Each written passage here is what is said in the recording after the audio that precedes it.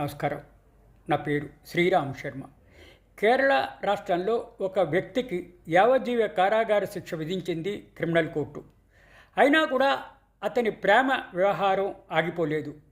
ప్రేమిస్తున్న అమ్మాయి ఇట్లా యావజ్జీవ కారాగార శిక్ష అనుభవిస్తున్న ఖైదీని వివాహం చేసుకోవడానికి కంకణం కట్టుకుంది.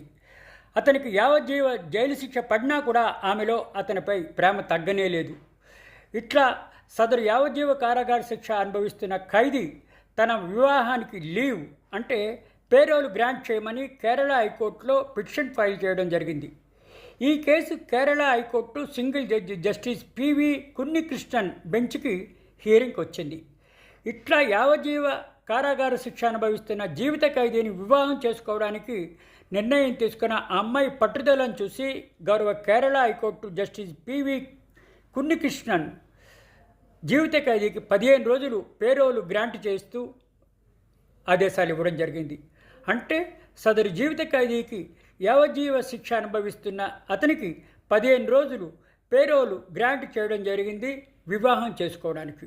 చూసారా, ఇట్లా ఆ అమ్మాయికి తెలుసు ఇతను యావజ్జీవ కారాగార శిక్ష అనుభవిస్తున్నాడు, అయినా కూడా పెళ్లి చేసుకోవడానికి ముందుకు వెళ్తోంది. అతన్ని వదలరు, జీవితాంతం జైల్లోనే ఉండాల్సి వస్తుంది. అయినా కూడా అమ్మాయిలో పట్టుదల తగ్గలేదు, ప్రేమ తగ్గలేదు, అతన్నే పెళ్లి చేసుకుందాం అని నిర్ణయించి ఈ విధంగా డెసిషన్ తీసుకుంది.